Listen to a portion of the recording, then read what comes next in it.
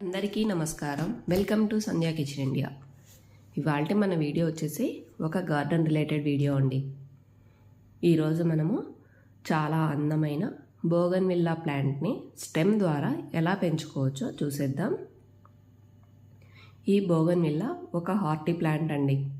తక్కువ కేరింగ్తో చాలా బాగా పెరుగుతుంది కాబట్టి అందరూ చాలా ఇష్టపడతారు కూడా ఈ ప్లాంట్ని. ఈ ప్లాంట్ లో మెయింటెనెన్స్ ప్లాంట్ అండి. దీనికి వాటర్ కూడా అసలు ఇవ్వాల్సిన పని లేదు. మనం ఎంత తక్కువగా వాటర్ ఇస్తే ఇది అంత ఎక్కువగా ఫ్లవర్స్ వస్తాయి. మనం వాటర్ ఎక్కువగా ఇచ్చాము అంటే ఓన్లీ ఆకులు మాత్రమే వస్తాయండి. కాబట్టి మనం వాటర్ చాలా తక్కువగా ఇవ్వాలి.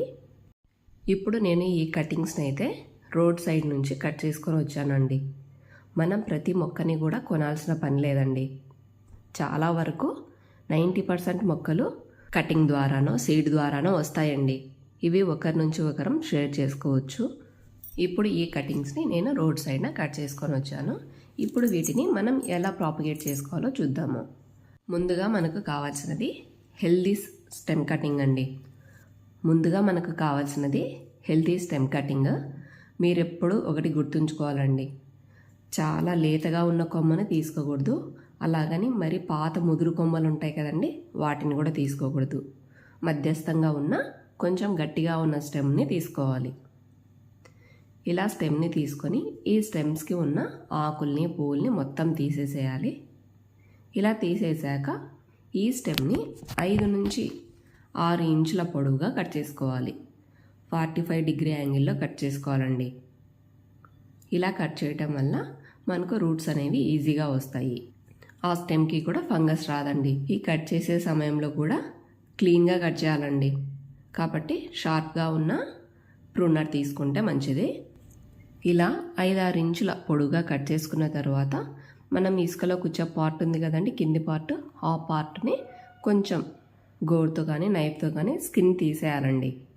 ఇలా తీయటం వల్ల రూట్స్ అనేవి త్వరగా వస్తాయి. ఇలా తీసేశాక ఈ స్టెమ్స్ని అలోవెరాలో గుచ్చిపెట్టండి.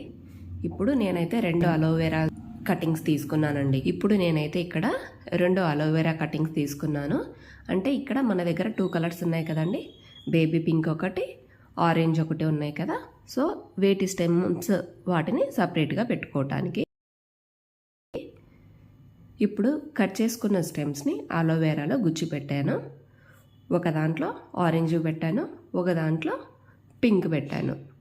అలోవెరాలో గుచ్చటం వలన ఈ అలోవెరా అనేది మనకు రూటింగ్ హార్మోన్గా పనిచేస్తుందండి.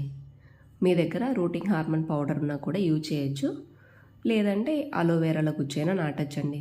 అలోవెరా వాడటం వల్ల మనకు రూట్స్ అనేవి త్వరగా వస్తాయి. ఇప్పుడు మనము 2 మెథడ్లలో చూద్దాము. ఒకటి ఇసుకలో నాటుకుందామండి, ఒకటి కోకోపీట్లో నాటుదాము. ఇప్పుడు మనం తీసుకున్న ఇసుకను కానీ కోకోపీట్ కానీ ముందే తడిపి పెట్టేసేయాలి. ఇలా తడిపి పెట్టుకున్న తర్వాత మనం కట్ చేసుకున్న ఈ కటింగ్స్ని ఒక్కొక్క దాంట్లో 2-3 చొప్పున కటింగ్స్ని 2-3 ఇంచుల లోపలికి వెళ్ళే విధంగా, అంటే 2-3 నాట్స్ లోపలికి వెళ్ళాయి అంటే ఒక దాని నుంచి కాకపోయినా మరో దాని నుంచి మనకు రూట్స్ వస్తాయండి. కాబట్టి కొద్దిగా లోపలికే పెట్టాలండి. ఇలా కటింగ్స్ని ఇసుకలో గుచ్చి పైన తర్వాత మనం ఒక ప్లాస్టిక్ కవర్తో కవర్ చేయాలండి. గాలి పోకుండా కవర్ చేసి ఆ కవర్ని కూడా మనం ఒక థ్రెడ్ సాయంతో కట్టాలి. ఇలా ఒక 15-20 రోజులకంతా మనకు రూట్స్ రావటం. ఇప్పుడు మనము 2 విధాలుగా నాటబోతున్నాము. ఒకటి ఇసుకలో, మరొకటి కోకోపీట్లో. ముందుగా ఇసుక గురించి మాట్లాడుకుంటే ఇసుకలో డ్రైనేజ్ అనేది చాలా బాగుంటుందండి. నీళ్లు నిల్వ ఉండవు కాబట్టి రూట్స్ కుళ్ళిపోవడం అనేది తక్కువగా ఉంటుంది. ఇప్పుడు ఒక చిన్న గ్లాస్లో ఇసుకను తీసుకొని కొద్దిగా నీళ్లు పోసి తడి చేసుకోవాలి ఇసుకని. రెండవది కోకోపీట్ తేమ ఎక్కువగా ఉంటుంది కాబట్టి ఇది రూట్స్ త్వరగా రావడానికి హెల్ప్ అవుతుంది. కోకోపీట్ని కూడా ముందుగా నీళ్ళల్లో నానబెట్టి ఆ తర్వాత మనం మొక్కల్ని నాటుకోవాలి. స్టెమ్ కటింగ్ పెట్టాక కూడా లైట్గా వాటర్ చల్లి తర్వాత కవర్ చేసుకోవాలి. ఇలా కట్టి పెట్టాము అంటే మనకు 15 నుంచి 20 రోజులకంతా కొత్త చిగుర్లు రావటం మొదలవుతుందండి. మనం ఏ గ్లాస్లో ఏ కటింగ్ పెట్టాము అనే దానికోసం కూడా మనం గ్లాస్ పైన ఆ కలర్ నేమ్ రాసుకున్నాము అంటే ఇంకా ఈజీగా తెలిసిపోతుంది మనకు ఏ కలర్ ప్రాపగేట్ అయ్యింది, ఏది కాలేదు అనటానికి. గుర్తు కోసం ఇలా రాసి పెట్టానండి నేనైతే. మనం కవర్ చేయడం కూడా ఇలా ట్రాన్స్పరెంట్ కవర్తో కవర్ చేసాము అంటే మనకు చిగుర్లు వచ్చినప్పుడు చూడటానికి ఈజీగా ఉంటుందని చెప్పేసి నేనైతే ఈ ట్రాన్స్పరెంట్ కవర్తో కవర్ చేస్తున్నాను. మీరు మీ దగ్గర ఏ కవర్స్ ఉంటే ఆ కవర్తో కవర్ చేయొచ్చండి. కొన్ని కటింగ్స్ రావటానికి 1 మంత్ వరకు కూడా టైం పడుతుంది. సో మీరు తొందరపడి తీయద్దండి.